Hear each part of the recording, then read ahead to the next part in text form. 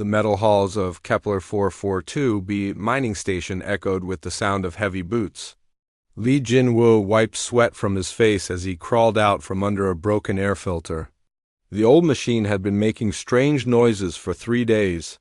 Now it was finally quiet, but not in a good way. Jinwu was 35 years old and had been fixing things on this station for 8 years. He was not tall, but his hands were strong and clever. His dark hair was always messy, and oil stains covered his blue work clothes. Most people on the station knew him as the guy who could fix anything that was broken. The mining station was built inside a big asteroid. It had long metal tunnels that connected different areas. Workers from many alien races lived here. They dug for rare metals and crystals that were worth a lot of money. The station was far from Earth, far from any safe place. Jinwu lived alone. In a small room near the engine room, he liked it that way. The engines were loud, but the sound helped him sleep. It reminded him that the station was still working, still safe in the cold emptiness of space. He picked up his tools and walked toward the main docking area. Someone had reported problems with the cargo lift. As he walked, he saw different aliens going about their daily work. There were the tall blue Zentari who worked in the crystal mines. The small green vixens ran most of the shops. The rocky Storians handled the heavy lifting. Most of these aliens thought humans were weak. They were not wrong about some things. Humans were not as strong as Storians. They could not see in the dark like vixens. They did not live as long as Zentari. But Jinwu had learned something important during his years on the station. Being weak in some ways did not mean being useless. He reached the docking area and saw the problem right away. The cargo lift was making a grinding sound. Jinwu opened his toolbox and got to work. He had fixed this same problem many times before. The alien workers never maintained their equipment properly. As he worked, Jinwu heard something that made him stop. It was a sound he had never heard before. Deep and angry like a wild animal, but also sad. The sound came from the main docking bay where ships arrived. Jinwu left his tools and walked toward the sound. He stayed in the shadows and looked around the corner. What he saw made his blood run cold. A creature stood in the docking bay. It was taller than any human, maybe 8 feet high. Its body was covered in dark plates that looked like armor. Sharp claws grew from its hands. Bright blue lines glowed under its skin. Jinwu knew what this was. A Catherian. A hunter. Catherians were the most feared race in the galaxy. They hunted other thinking beings for food and sport. They were fast, strong, and smart. Most species ran when they saw a Catherian. The few who fought usually died quickly. This Catherian was different, though. It was not hunting. It was carrying something small and still. Jinwu could see that the creature was a female. She held a young Catherian in her arms. The little one was not moving much. The mother Catherian made that sound again. It was a cry of pain and fear. Jinwu had heard that sound before, but from humans. It was the sound a parent makes when their child is dying. Other aliens in the docking bay ran away when they saw the Catherian. Station security stayed far back, their weapons ready but not aimed. Everyone knew that attacking a Catherian was suicide. But this one was not acting like a hunter. She was acting like a mother. Jinwu watched as the female Catherian looked around desperately. She was trying to communicate with the security officers, but they could not understand her language. She held up the small body of her child, showing them that something was wrong. The young Catherian was sick, very sick. Its armor plates were cracked and falling off. Where the plates had fallen, Jinwu could see raw, red skin underneath. The little one's breathing was shallow and fast. Jin-Wu felt something twist in his stomach. He knew that look. He had seen it before in a hospital room on Earth years ago. His own daughter had looked like that before she died. Small and fragile and fighting for every breath. The memory hit him hard. His daughter Myung had been only 6 years old when the sickness took her. The doctors had done everything they could, but it was not enough. Jinwu had held her hand as she died, feeling helpless and broken. He had come to this station to run away from that pain. But now, looking at this alien mother and her dying child, all those feelings came back. The Catherian mother was getting more desperate. She approached the security officers, but they backed away. She tried to enter the station's main areas, but the doors were locked. Station protocol said that no Catherian could enter without special permission. Jinwoo made a decision that would change everything. He stepped out from the shadows and walked toward the Catherian. The security officers shouted warnings at him, but he ignored them. He had to get closer. The female Catherian saw him coming. Her glowing blue lines pulsed brighter, and she showed her sharp teeth. She was ready to defend her child from any threat, but Jinwoo did something that surprised her. He stopped walking and held up his empty hands. "I want to help," he said softly. Even though she could not understand his words, the Catherian tilted her head, studying him. Jinwoo pointed to her child, then to himself, then toward the medical bay. He was trying to show her that he knew someone who might help. For a moment, the predator and the human stared at each other. The mother's eyes were large and bright, filled with the same desperation that Jinwoo had felt years ago. In that moment, species did not matter. All that mattered was a parent's love for their child. The Catherian mother made a low sound, softer than before. She stepped closer to Jinwoo, still holding her dying young. She seemed to understand that this small human was offering something that no one else would not help. Jinwoo led the Catherian mother through the station's corridors. Other aliens pressed themselves against the walls when they saw her coming. Some ran away completely. The female Catherian paid them no attention. All she cared about was the small, sick body in her arms. Her name was Velinara, though Jinwoo did not know this yet. In her language it meant swift hunter. She had killed many beings in her lifetime, but now, holding her dying child, she felt more helpless than her weakest. Prey. The young Catherian's name was Zixtal. He was only 3 years old in human terms. His armor plates were supposed to be strong and shiny, but they were cracked and dull. Some had already fallen off, leaving painful wounds on his small body. Jinwoo brought them to the medical bay. The doors slid open with a soft hiss. Inside, several alien doctors and nurses were working.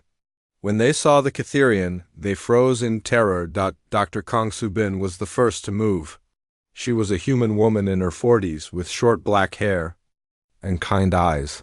She had been the station's chief medical officer for 5 years. She had seen many strange things, but never a Catherian asking for help. "Everyone stay calm," Dr. Kang said to her staff. Her voice was steady, but Jinwoo could see that her hands were shaking. "This is a medical emergency." Velinara approached the doctor slowly. She held out her child, making soft sounds in her own language. The universal translator on the wall tried to convert her words, but it could only catch pieces. "Child sick help please The machine said in a broken voice. Dr. Kang looked at the young Catherian and gasped. She had studied many alien species, but she had never seen a Catherian up close. Their armor was supposed to be their greatest strength. Seeing it damaged like this was shocking. "Put him on the examination table," Dr. Kang said, pointing to a metal bed covered with clean sheets. Velinara hesitated. In her culture, showing weakness was shameful. Letting strangers touch her child was against everything she had been taught. But Zixtal was dying. Her pride meant nothing now. She placed her son on the table very gently. Her claws, which could cut through metal, were as careful as silk. She made soft cooing sounds to comfort him. Dr. Kang began her examination.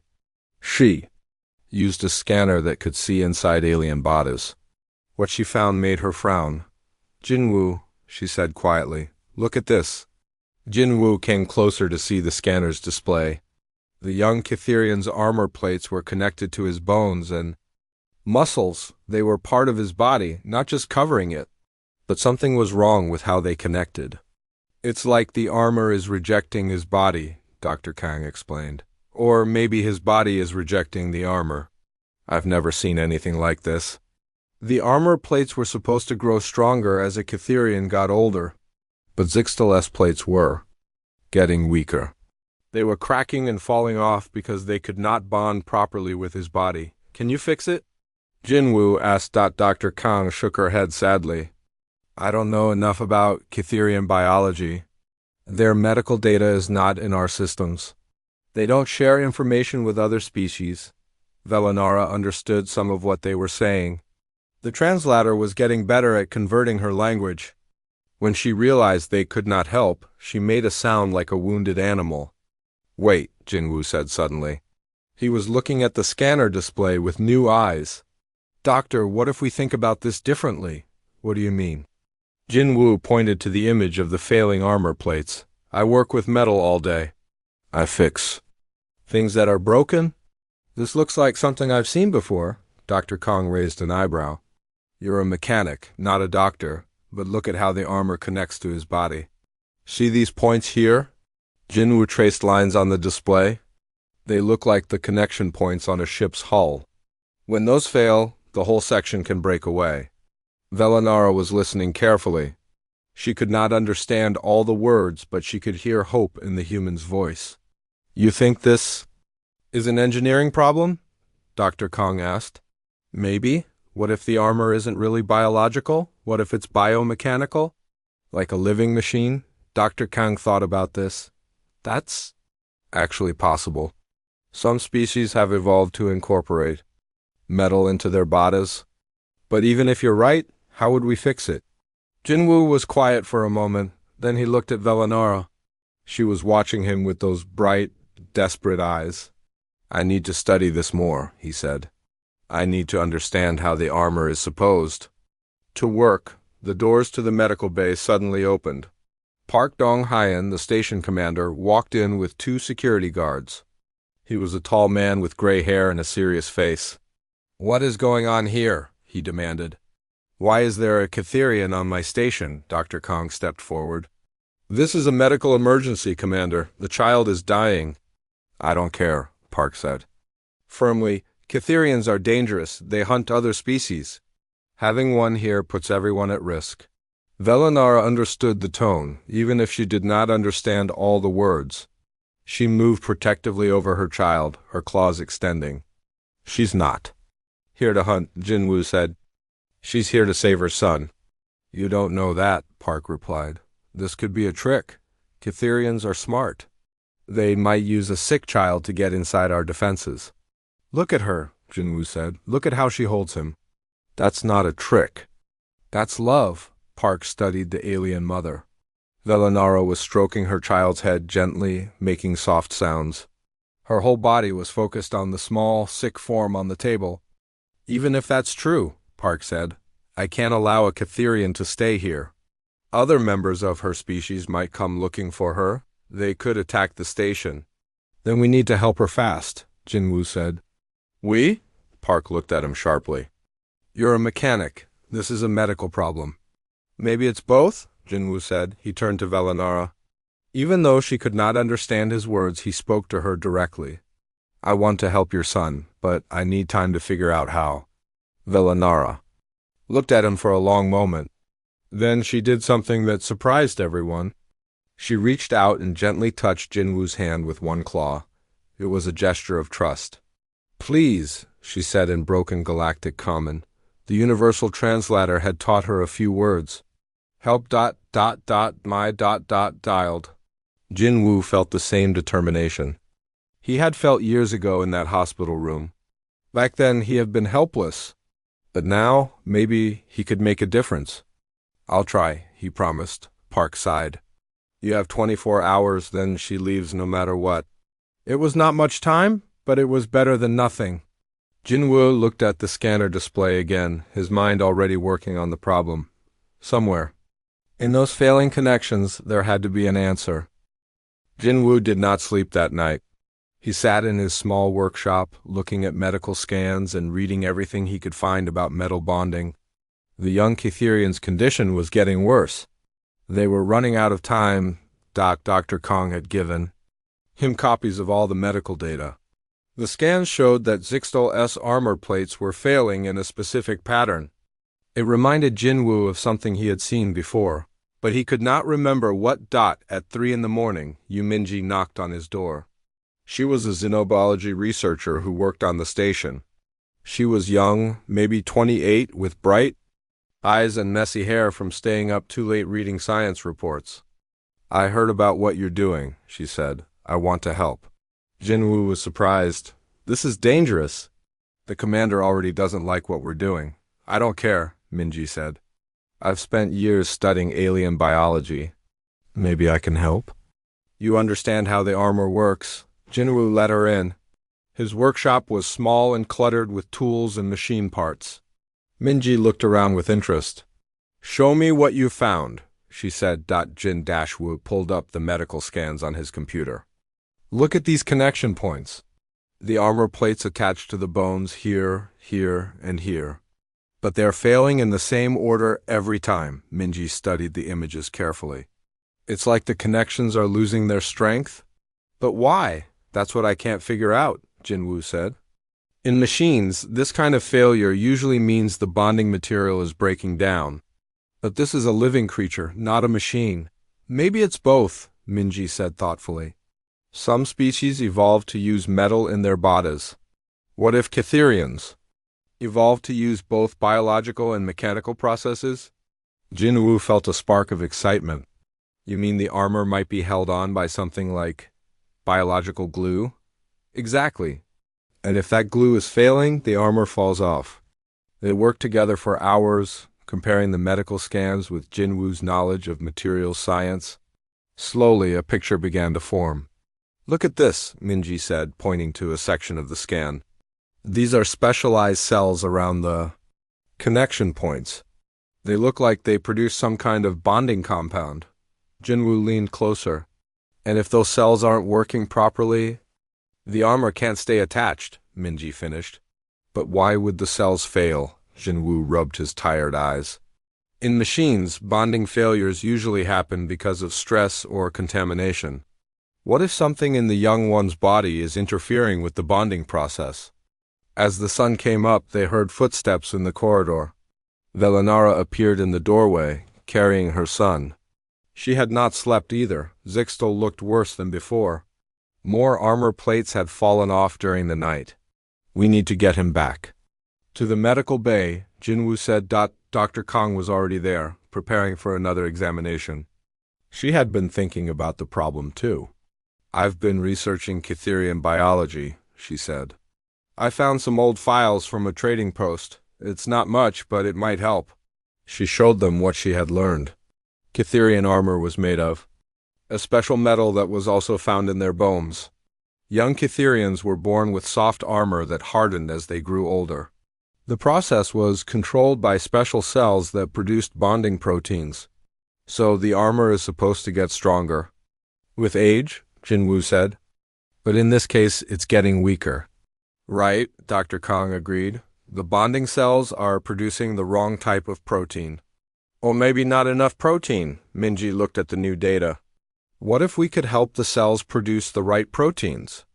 Like giving them the building blocks they need?" "That might work," Dr. Kong said. "But we'd need to know exactly what proteins to use." Jinwoo was quiet for a moment. Then he looked at Velanara, who was holding her son close to her chest.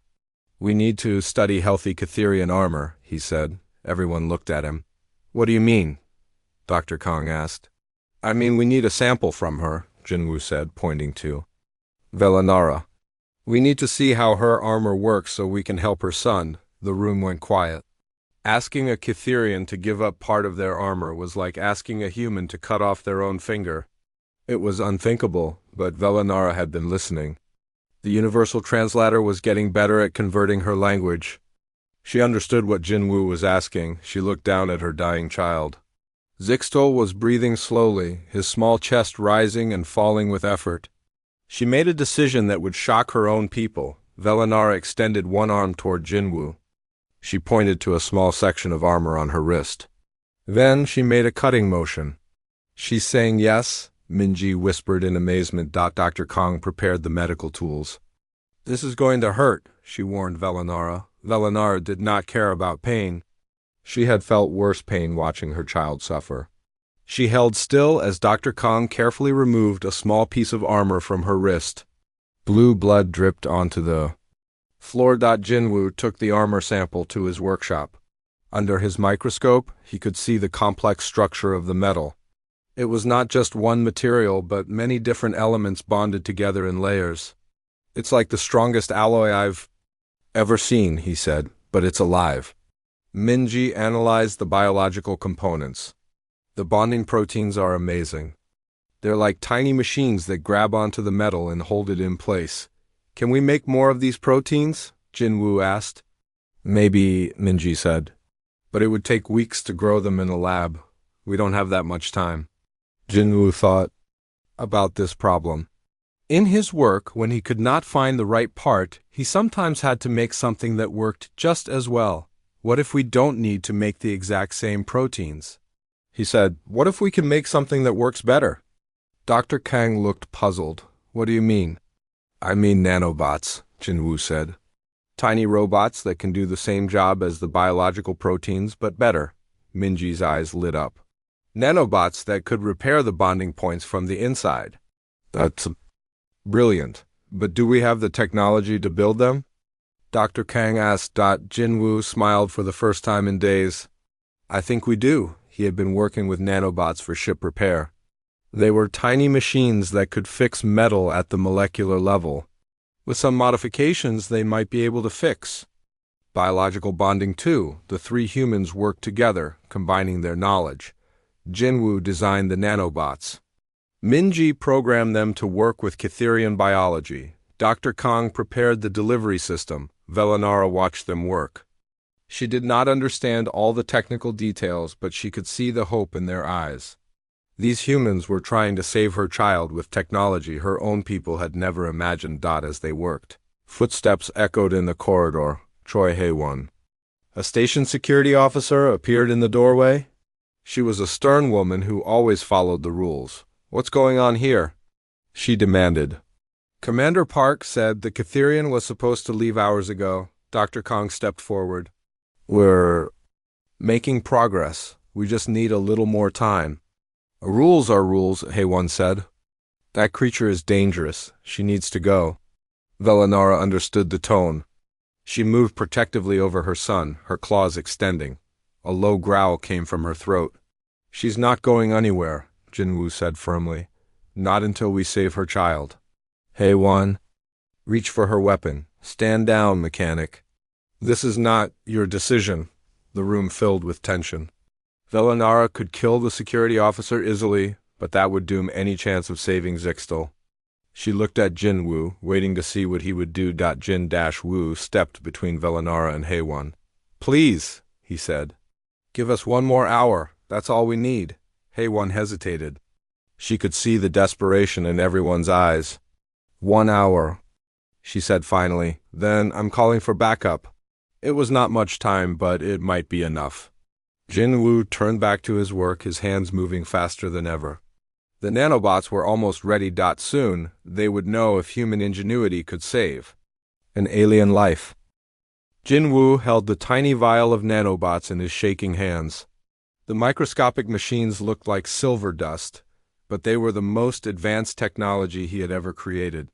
Each robot was smaller than a cell, programmed to find and repair the broken bonds in Zixtal's armor. Are you sure about this? Dr. Kang asked. We've never tested nanobots on a living Catherian before. We don't have time for testing, Jinwoo replied. Look at him. Zixtal was barely breathing now. His small chest moved up and down slowly, like he was fighting for every breath. More armor plates had fallen off during the night. The raw skin underneath was red and painful looking. Velanara made soft sounds in her throat as she stroked her son's head. She had been awake for 3 days straight, watching him get weaker. Her bright blue markings had dimmed with exhaustion and fear. The nanobots need to be injected directly into the bonding sites, Minji explained. It will hurt, but it's the only way. Dr. Kang prepared the injection. The needle was very thin, designed for delicate work. This should feel like a small pinch, she told Velanara. Velanara nodded. She held her son steady as Dr. Kang injected the nanobots at 12 different points around his body. Zixtal whimpered softly, but he was too weak to move much. How long before we know if it works? Jinwoo asked. The nanobots should start working immediately, Minji said. But it might take hours to see real results. They waited. Jinwoo watched the monitors that showed Zixtal's vital signs. His heart was beating steadily, but very slowly. His breathing was shallow. After 2 hours, something changed. The monitors showed increased activity in the areas where the nanobots had been injected. The tiny machines were working. It's happening, Minji said excitedly. The nanobots are starting to repair the bonding sites. Jinwoo felt a surge of hope, but then suddenly all the monitors started beeping loudly. Red warning lights flashed across the screens. What's wrong? Jinwoo asked. Dr. Kang checked the readings. Her face went pale. His immune system is attacking the nanobots. His body thinks they're invaders. On the monitors, they could see the nanobots being destroyed by Zixtal's own defense cells. The young Kitherian's body was fighting the very thing that was trying to save him. We need to shut down his immune system, Dr. Kang said. That's too dangerous, Minji replied. Without his immune system, any infection could kill him. Jinwoo felt his heart sink. They had been so close to success. Now it seemed like they were back to the beginning. Velinara saw the distress on their faces. She could not understand all the technical words, but she knew something was wrong. She looked at Jinwoo with desperate eyes. Problem? She asked in broken galactic common. The nanobots aren't working, Jinwoo said sadly. His body is rejecting them. Velinara was quiet for a long moment. Then she did something that surprised everyone. She began to remove a piece of armor from her own arm. It was a larger piece than the sample she had given before. What are you doing? Dr. Kang asked. Velinara pointed to the armor piece, then to her son, then to Jinwoo. She was trying to communicate something important. I think she wants us to study more of her armor, Minji said. No, Jinwoo said, understanding suddenly. She wants us to use her armor to help the nanobots. He looked at Velinara. You want me to study your immune system too, don't you? Velinara nodded. She extended her arm toward him, showing him where he could take a blood sample. This is incredible, Minji breathed. She's offering to let us study her completely. In her culture, this is like giving away her deepest secrets. Jinwoo took the blood sample and the armor piece. As he worked, he realized what the problem was. The nanobots were made from Earth materials. To Zixtal's body, they looked foreign and dangerous. We need to disguise the nanobots, he said. Make them look like they belong in a Kitherian body. How? Dr. Kang asked. By coating them with proteins from Velinara's blood, Jinwoo explained. If the nanobots smell like Kitherian cells, his immune system won't attack them. It was a brilliant solution, but it required starting over completely. They had to reprogram the nanobots and coat them with the right proteins. It would take hours of work. As they worked, footsteps echoed in the corridor. Lim Jae-seok, Jinwoo's old friend from Earth, walked into the medical bay. He was a thin man with gray hair and tired eyes. Jinwoo? He said in surprise. What are you doing here? And why is there a Kitherian in the medical bay? Jae-seok, Jinwoo said, looking up from his work. I didn't know you were coming to the station. I came to bring supplies, Jae-seok said. But I also came to warn you. There's a Kitherian hunting pack 2 days away from here. They're following the trail of a stolen ship. Jinwoo's blood ran cold. He looked at Velinara, who had understood enough to know what Jae-seok meant. Her markings pulsed brighter with fear. That's her ship, Jinwoo said. They're coming for her. And probably for anyone who helped her, Jae-seok added grimly. Jinwoo, you need to get away from here. Kitherians don't forgive, and they don't forget. I can't leave, Jinwoo said. Her son is dying. I'm the only one who can save him. Jae-seok looked at his old friend with concern. Why do you care so much about an alien child, especially a Kitherian? Jinwoo was quiet for a moment. Because I couldn't save my own daughter. Maybe I can save hers, Jae-seok understood. He had known Jinwoo for 20 years. He knew about Mei-young and how her death had broken his friend's heart. What do you need me to do? Jae-seok asked. Help me finish the nanobots, Jinwoo said. We have maybe 36 hours before the hunting pack arrives. Jae-seok nodded and rolled up his sleeves. Tell me what to do. As they worked, Velinara watched them with growing amazement. These humans were risking their lives to save her child. In her culture, only family members would make such a sacrifice. But these strangers were treating her son like he was their own. She began to understand something about humans that other Kitherians did not know. They were not just weak prey animals. They were something else entirely. Something that could be more dangerous than any predator they were willing to fight. For others, even when it meant risking everything, the nanobots were almost ready. Jinwoo had coated them with Velinara's proteins and programmed them to work with Kitherian biology. This time they should be able to slip past Zixtal's immune system. Ready? Dr. Kang asked. Jinwoo looked at Velinara. She nodded, holding her. Son close. Do it, Jinwoo said. Dr. Kang injected the new nanobots. This time the monitors stayed quiet. No alarm sounded. The tiny machines were working without being detected. It's working, Minji said softly. The nanobots are reaching the bonding sites. They watched the monitors as the nanobots began to repair the damage. Slowly, very slowly, the connections between Zixtal's armor and his body began to strengthen. For the first time in days, Jinwoo allowed himself to hope. But in the back of his mind, he knew that time was running out. The hunting pack was coming. And when they arrived, there would be no mercy for anyone on the station. The real test was just beginning. The station's alarm screamed through the metal corridors. Red lights flashed as emergency announcements echoed from every speaker. All personnel to emergency stations. Unknown ships approaching. This is not a drill. Jinwoo looked up from the medical monitors. The nanobots had been working for 18 hours. Zixtal's condition was slowly improving, but he was still very weak. His armor plates were starting to regrow, but they were still soft and fragile. Here, Velinara said in her deep voice. She had learned more galactic common words during their time together. Through the medical bay's window, Jinwoo could see 5 dark ships approaching the station. They were sleek and deadly, designed for hunting. Each ship had the markings of a Kitherian war clan. Commander Park's voice came over the intercom. All non-essential personnel evacuate to the intersections. Security teams to defensive positions. They want me, Velinara said, looking at Jinwoo. And they want him. She pointed to her son, who was sleeping peacefully for the first time in days. Why do they want Zixtal? Dr. Kang asked. In my culture, Velinara explained slowly, weak children are abandoned, left to die. But if child survives, becomes strong, then child brings honor to clan. Jinwoo understood. They want to take him and raise him as their own. Yes, Velinara nodded, but they will kill him if they see his sickness. They do not understand that he can be healed.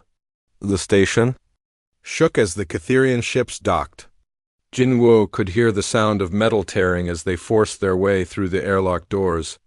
We need to hide, Dr. Kang said. No, Velinara said firmly. They will find us. I know their ways. Heavy footsteps echoed in the corridors. The hunting pack was inside the station. Oh Seung-won, an old military engineer, rushed into the medical bay. He was carrying a toolbox and had a determined look on his face. Jinwoo, he said, I heard what you're doing.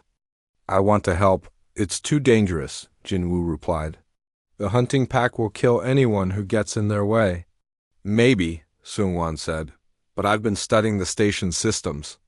I think I can modify your nanobots to do more than just heal. He opened his toolbox and pulled out several electronic devices. What if we could weaponize the nanobots? Use them to defend the station? Jinwoo looked at the tiny machines on his workbench. You mean turn them into weapons? Not weapons, Seung-won corrected. Defense systems. They could disable the Kitherians' armor without killing them. Minji looked up from her research.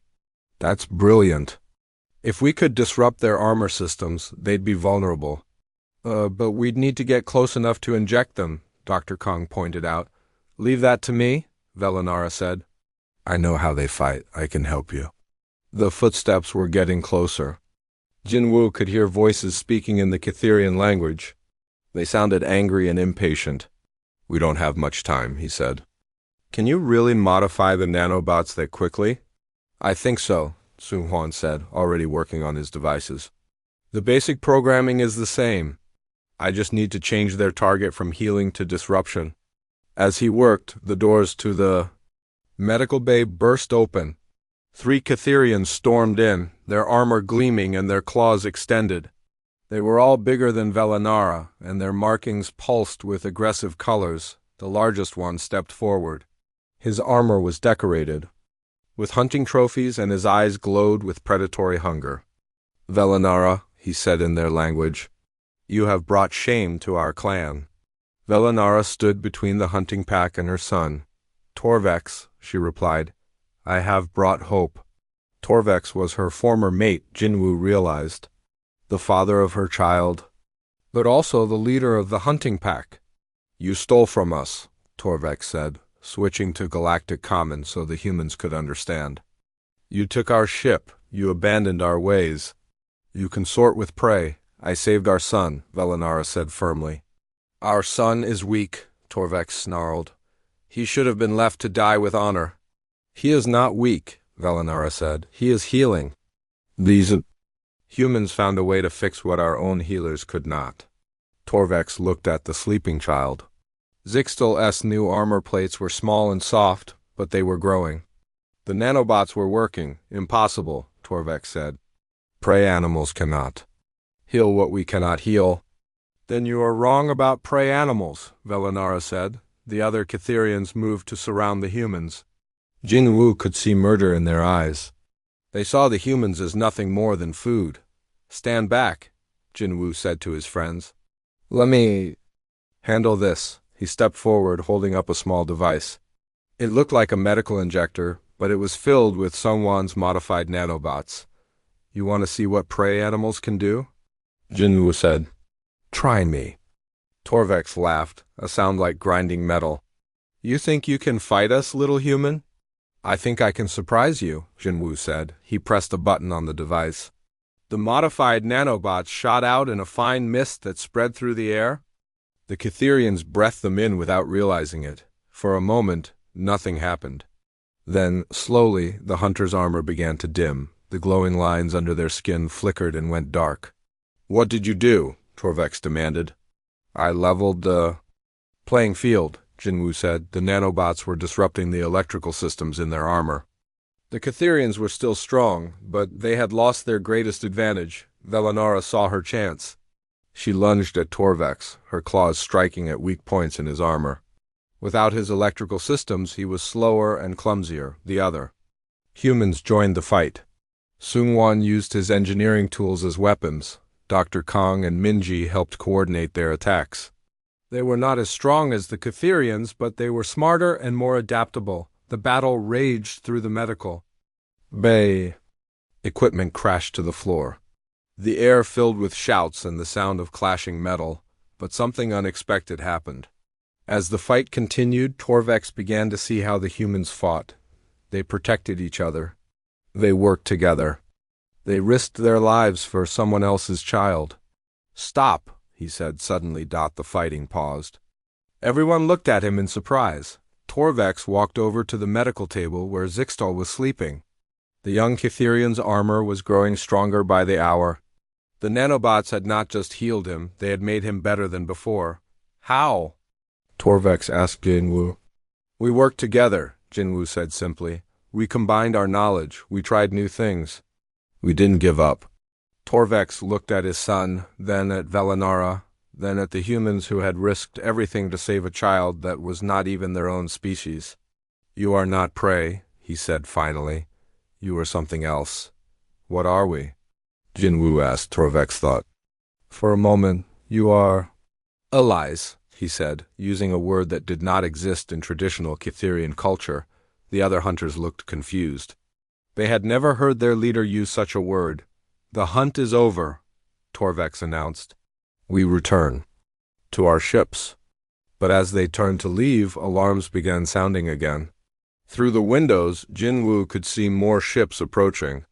These were different from the hunting pack. They were bigger, more aggressive. Who are they? Jinwoo asked, Torvek's expression darkened. Other clans. They heard about what happened here. They want to see for themselves if prey animals can really heal our young? Velanara moved protectively over her son. They will not stop with just one child. If they learn what humans can do, they will capture them, force them to heal our people. Jinwoo felt a chill run down his spine. They had solved one problem, but they had created a much bigger one. Then we need to be ready, he said. The real test was just beginning. The second wave of Catherian ships was 3 times larger than the first. Through the station's windows, Jinwoo could see at least 15 hunting vessels approaching. Each one carried warriors from different clans, all coming to see if the rumors were true. They're not here to talk, Torvek said grimly. They're here to take. Zixtel stirred on the medical table. His armor was now almost completely regrown, but it was different from before. The nanobots had reinforced it with microscopic metal structures that made it stronger than normal Catherian armor. Papa, he said weakly, looking up at Torvek's expression softened. He had never expected to see his son alive again. I am here, little hunter. I feel better, Zixtel said, sitting up slowly. The nice humans made me strong. Jinwoo watched the reunion with mixed emotions. He was happy that the family was together, but he knew that more danger was coming. Commander Park's voice came over the intercom. All personnel to emergency stations. Multiple hostile ships incoming. Estimated arrival in 30 minutes. We need to evacuate the station, Dr. Kong said. No, Velanara said firmly. If we run, they will follow. They will hunt humans across the galaxy. Better to face them here. But we can't fight that many. Minji pointed out. We don't have to fight them, Jinwoo said, an idea forming in his mind. We have to show them. Show them what? Seungwon asked.